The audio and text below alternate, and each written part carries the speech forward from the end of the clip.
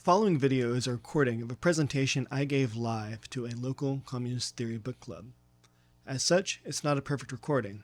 It's not a breadtube video, but it is full of very good information.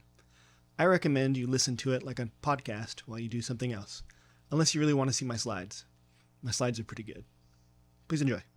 I kind of broke it into 4 sections here. We have like the introduction as to like what the text is, and then just the 3 chapters of the text as they appear. So not everything in this presentation is in the text. There are a few things that I kind of expanded outside of the text for because I thought that it would be like useful for understanding the text and also more interesting for the people who have read the text, like with the great philosophers and with like Hegel and stuff. So if I say something and you're like, that wasn't in the text, like it wasn't probably. So to start off, who the hell is Friedrich Engels and why did he write this book? I'm sure everyone's familiar with him. He's kind of the sugar daddy of Marx in a lot of ways. I personally think that he's like the true like founder of Marxism. Without Engels, there would have never been a Marxism. Ironically enough, I actually learned while making this that the term Marxism was coined by Karl Kautsky, which we all, I'm sure, have our opinions about. But this text is the last section of Anti-Düring, which Anti-Düring is basically like a, Victorian era diss track. Like, I've never hated somebody enough to write like 300 pages about him. But Engels did, which is cool. But kind of the context of the time is that it was the kind of middle industrial revolution. England had already industrialized. The rest of Europe was in the process of industrializing. And it was kind of the immediately after the working class sort of started to grow as a group, which of course led to a lot of the early socialist movements that Marx kind of brought into the modern era. So first chapter is Utopian Socialism. And so the early utopian socialists were sort of the children of the bourgeois revolutions that were happening across Europe at the time. You had, the working class kind of rising up against the aristocracy and the church, which the working class at that time was represented by the bourgeois, which were a class that had gained power, but because of the way that feudalism works, they weren't actually able to, have a lot of the benefit of that power because it was tied to who you were born into. It was tied to the aristocracy. And at the same time, we had a lot of people moving from being like peasants into being like factory workers. Ideologically, we had the Enlightenment going on where a lot of like liberal ideologies were coming about. Kind of the most emblematic revolution, the revolution they talk about in this book, is the French Revolution, which was sort of, France at the time was broken into 3 estates. You had the first estate, which was like the church, the second estate, which was the aristocracy and like the king, you could say, and the third estate, which was just about everybody else. So the clergy and the aristocracy were pretty fragmented ideologically. They didn't really they weren't able to unite in any kind of meaningful way. And they're also like small, like there weren't a whole lot of them. And then you had, the bourgeois, which were growing in power. They owned all the factories and everything. And you had all of the peasants and everything that were able to unite under the flag of the bourgeois to overthrow the first and the second class. So in a lot of ways, you could see the bourgeois revolutions as the rise of the third estate over the first and second estate.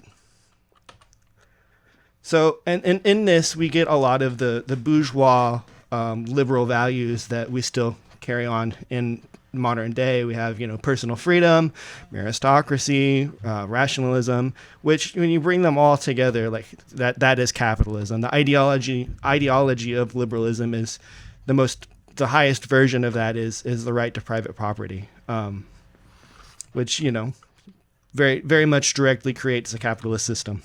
So out of this, we have the three great early utopian socialists that he talks about. We have Saint-Simon, Fourier, and Owen.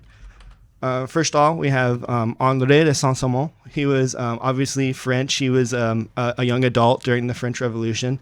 And he kind of divided the system into workers versus idlers. So this is different than Marx, of course, because under his workers category, he would include the bourgeois. It would include like bankers and business owners and stuff like that. He proposed a sort of society that would be where everyone would have to have some kind of job. He wanted to create like a new sort of Christianity that would focus on the idea that everyone should work. All men ought to work. But notably, he wanted to maintain the sort of hierarchies that we had in the society at the time. He wanted the bankers to control society through issuing credit, which, very different than the society they had at the time, but also, that was a step towards what would come later. And then we have Joseph Fourier. He was mostly like a satirist. He was, the Onion of his time. He really would point out like the problems of liberal bourgeois society, like, oh, things are supposed to be so great, but we have all our children and our women working in factories and destroying their body. Is that really freedom? He really interestingly was one of the early people to really be a feminist. I think he might have even coined the term feminism, but don't quote me on that. But he wanted to see society broke into series of phalansteries, which were like basically communes, where like everything would be owned in common, and the very rich would receive less of the product and the poor would receive more, so that it would eventually kind of even it out. But he notably was one of the first people to start thinking dialectically within a socialist mindset. So he really pushed it forward quite a bit, even if he didn't quite do what Marx did. And then our third one is Sir Robert Owen. Robert Owen is great because he was an American. He was a business owner. And his thing was he wanted to improve the material conditions of his workers. He provided higher pay than everyone else. He provided free schooling for the children. He provided them like paid time off. And he really showed that improving people's material conditions can improve the output of the workers, really. He was the kind of pioneer of early childhood development. He saw that if children are raised up in a better environment, they're more likely to turn out more useful to society. to put it, he was a very business-minded kind of guy. Obviously, he was a business owner. But even with his perfect little commune factory villages he'd made, he realized ultimately these people are directly at my mercy. No matter what I do for them, they're still not able to fully actualize themselves in the world because I own all of the product of their labor. So he wanted to create these sort of factory towns all over where the people would own the product of their labor. The problem was he couldn't get anybody to invest in it because nobody wanted to invest in a non-profitable venture. But yeah, Robert Owen's great. But you can kind of see the utopian socialism kind of has, there's similarities in all of them, where one thing is that they're all idealist, right? They thought that the material conditions of the world were determined by the thoughts of men. They thought that if somebody was able to come around and devise a perfect system, then that would fix all of the problems of the world. So the quote from the book is, he might as just as well have been born 500 years earlier and might then spared humanity 500 years of error, strife, and suffering, right? It's this idea that we should build society based on a fixed moral, ethical basis. They were all mostly focused on trying to critique the society that existed at the time without... really, they didn't have a good class basis. They didn't have a strong way to analyze the society that existed at the time. And that's because their ideology, like, fundamentally was lacking of a scientific basis. And well, we gotta build a scientific basis now. and that's, I put this quote in here because when we talk about these early socialists, we don't want to say that they were dumb, right? They're a product of their time. Like, they were the best thinkers of their time, but the material conditions that would later develop had not developed yet. Like, they couldn't see the future. They didn't know what was going to happen. They were in the very early Industrial Revolution, and 50, 60, 70 years later, that's whenever Marx and Engels were able to work within a more developed capitalist system. So dialectics. This is my favorite chapter. Also probably the hardest one. So we're gonna try to dig into it. It's a little bit of like woo philosophy stuff, but I think we're gonna be able to get through it. So sort of what the Marxist dialectic is built of is kind of a stripping away of aspects of the metaphysical perspective and of the dialectical perspective that existed at the time. So in the book, I think that it starts with like the dialectical side, but I'm going to start with the metaphysical side because I think that it's easier for us to understand because it is more similar to how we think today. So he called it Lockean metaphysics. So like John Locke, a lot of the founding fathers really liked John Locke. And it was a sort of ideology of modernism, right? So the idea is that the universe is a sort of like clock. It's fixed. It has fixed rules, and it's like A equals B. It's like the Newtonian physics of ideology, right? They wanted to reduce everything down to like a small series of chemical reactions that were unrelated to each other and fixed in nature. And you could explain all phenomena by just, like the universe is working like a clock. That's why I put a train here, because it's kind of like a little machine. Their worldview was materialistic, so they rejected that there was some like perfect ideology of the world, and more like this is just the rules of the world and we have to follow them. And everything is, you can break it down to the smallest piece you can possibly break it down to. In the contemplation of individual things, it forgets the connection between them. In the contemplation of their existence, it forgets the beginning and the end of that existence, of the response. It forgets their motion. It can't see the woods for the trees. For everyday purposes, we know and can say whether an animal is alive or not, but upon closer inquiry, find out that it is, in many cases, a very complex question. It is just as impossible to determine absolutely the moment of death, for physiologically proves that death is not instantaneous,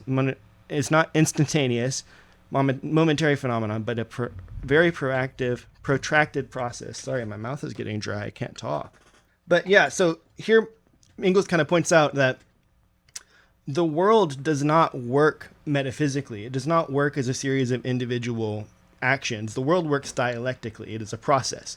In a metaphysical mindset, a thing is either dead or it's alive. But if you look closer, down to a cellular level, it's like what part of the cell is alive, right? Like is it the lipid bilayer? Like a cell is constantly taking in and expelling matter, and there's no like point where you can say that something is dead or alive, or what part of it is the thing and not. Like fundamentally, that worldview doesn't really translate. It's not really true. It's useful for determining science sometimes, but it's not really true. Well, if the world looks dialectically, what the hell is a dialectic? So dialectics is kind of broken down into three eras, we'll say, in this text. First the Greek, and then the addition of Hegel, and then later how Marx develops it. So basically, the dialectic was first used by the ancient Greeks, and it was originally kind of a tool of debate. And the idea was, if anyone had an idea, the thesis, somebody else could have whatever argument against that is, and then they kind of collide with each other, and then that produces a more true answer. And if you can keep doing that, if you keep arguing back and forth, you eventually get to a truer and truer outcome. And that's kind of what the Greeks used it for. So Hegel took that and he applied that to the way that history develops. So Hegel had this idea called spirit, or you've probably heard zeitgeist. And spirit is kind of like the collective ideology of all humans that are currently alive, right? It's the sort of like, it's like the idea that permeates all space and time and is within the minds of all people who are currently alive. And his idea was that this spirit was slowly developing itself through contradictions within itself. And the idea was that the spirit was slowly working to become more and more free, more and more liberated. And eventually, once the spirit had kind of worked itself out, then we would have like the greatest society. And it would work through what he called world historic individuals, which were like people who were the physical embodiment of spirit. Like the one that he points out is Napoleon, that Napoleon was at the time the world historical individual. So the problem with this ideology, obviously, is that it's like almost pseudo-religious. It's super idealistic. It's the idea that that what determines the world most is not, the actual physical world around you, but more the ideas of the men within that world. Although Hegel was, with Saint-Simon, the most encyclopedic mind of his time, yet he was limited, first by the necessary limited extent of his own knowledge, and second by the limited extent and depth of the knowledge and conceptions of his age. To these limits, a third must be added. Hegel was an idealist. To him, thoughts within his brain were not more or less abstract pictures of actual things and processes, but conversely, things in their evolution were only the realized pictures of the idea. I think I already read this, but yeah, we get it. So now we've got the kind of two pieces of the Hegelian dialectic. We take metaphysics and we strip away the reductionism, and we take Hegel's dialectic and we strip away the idealism. We stick them together and we sort of turn Hegel upside down, right? So no longer does the mind determine the material. Now the material determines the mind. History is rooted in the material conditions of life, and the contradictions between different classes drive this social change. This is why we call it dialectical materialism. And it fundamentally transforms what was kind of thought about in the previous era. And in doing that, it fundamentally changes the way that we think about socialism and what socialism is for. And from that time forward, socialism was no longer an accidental discovery of this or that ingenious brain, but the necessary outcome of the struggle between two historically developed classes, the proletariat and the bourgeoisie. The task was no longer to manufacture a system of society as perfect as possible, but to examine the historico-economic succession of events which the classes and their antagonisms had of necessary sprung, and to discover in the economic conditions thus created the means of ending the conflict. So this is where Marx starts to go super sicko mode, right? So previous socialists could critique capitalism, but the socialism of early days certainly criticized the existing capitalist mode of production and its consequences, but it could not explain them, and therefore not get the mastery of them. It could only simply reject them as bad. The more strongly this earlier socialism denounced the exploitations of the working class, inevitable under capitalism, the less it was able to clearly show in what this exploitation consisted and how it arose. So by taking this dialectical material outlook and applying it to the world around me, we're able to see that capitalism is a product of a certain development of history. And we're able to kind of carry it through, and that it must inevitably collapse. And we're able to do that through the two kind of ideas that Marx gave us, which were exploitation and surplus value, which yield accumulation and eventually crisis. And that's how we're going to apply it to when you take the dialectical materialist mindset and you apply it to an understanding of history, you get historical materialism, which is chapter 3.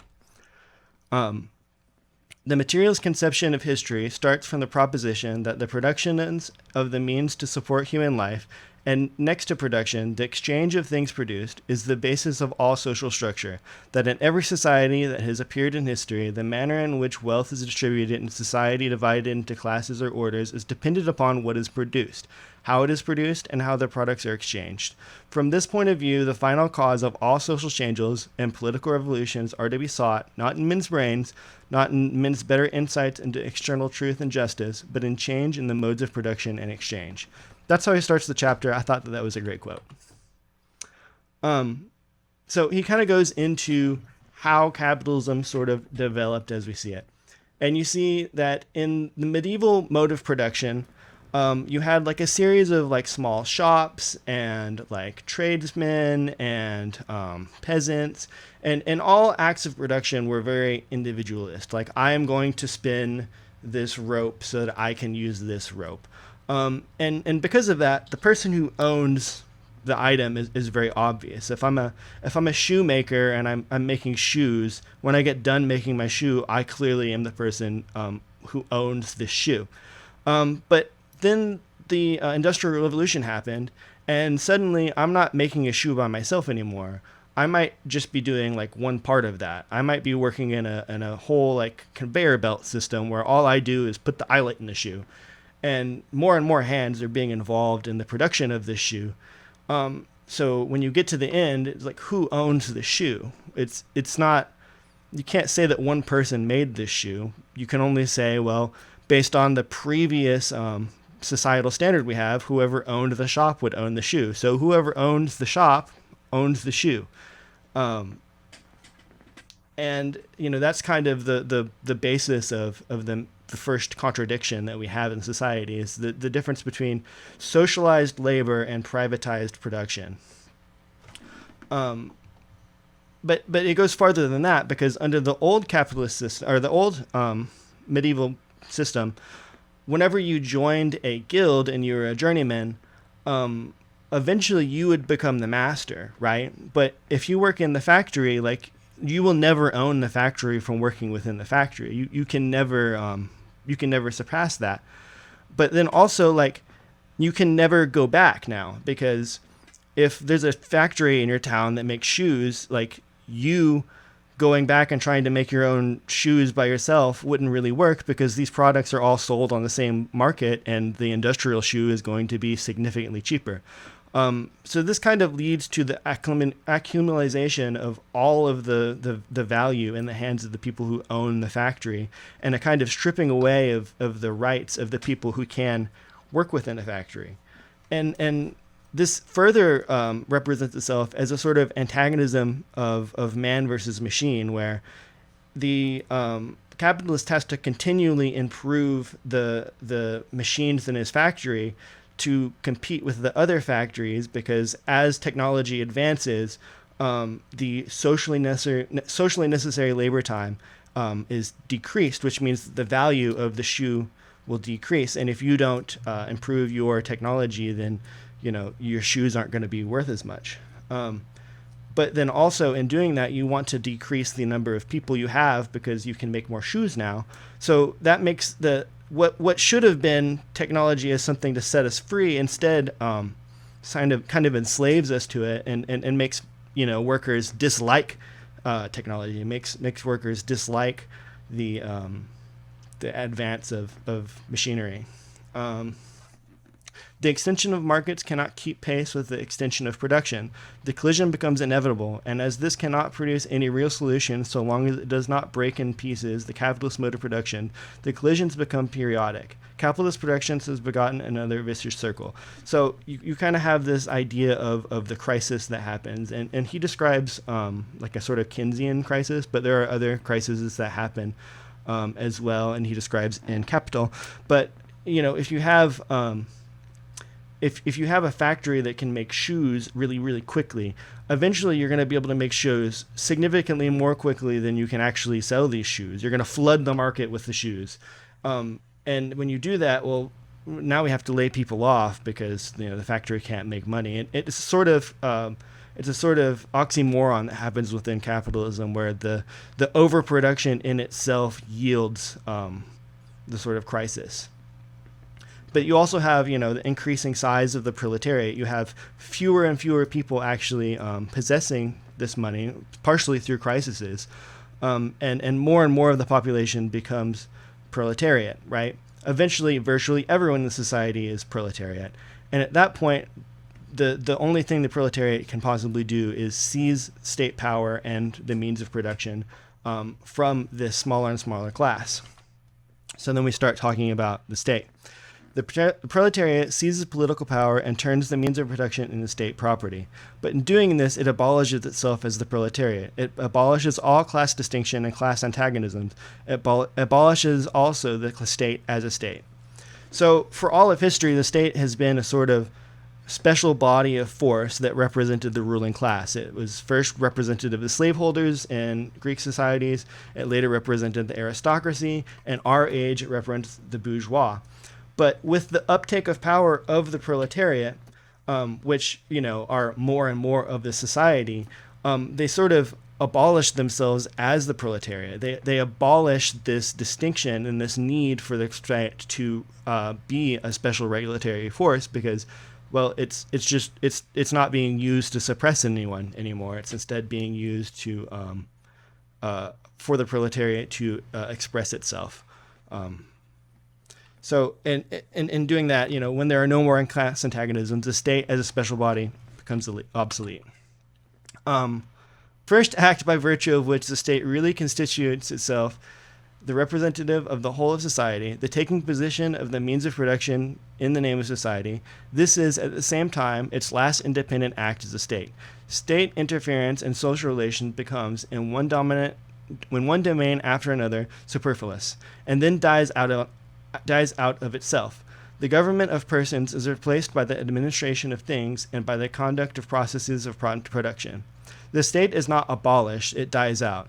This gives the measure of value of the phrase a free state, both as to its justifiable use of at times by agitators and to its ultimate scientific inefficiency, and also of the demands of the so-called anarchist for the abolition of the state out of hand. So this is the sort of last line of the text, and this is like Engels going sicko mode again. To accomplish this act of universal emancipation is the historical mission of the modern proletariat. To thoroughly comprehend the historical conditions and thus the very nature of this act, to impart to the now oppressed proletarian class a full knowledge of the conditions and of the meaning of the momentous act it is called upon to accomplish. This is the task of the theoretical expression of the proletarian movement, scientific socialism. If you've made it this far in the video, you're likely asleep or you have a longer attention span than the average person. Either way, congratulations. I'd like to make a call to action. Here are a list of random left-wing organizations that exist here in America. Quite frankly, I don't care which one you join. Check who's active in your area. Attend a few meetings, and see which one or ones fit you best. If you'd like some further reading on the topic, the book we have selected for next month is Wage, Labor, and Capital by Karl Marx. Thanks for watching.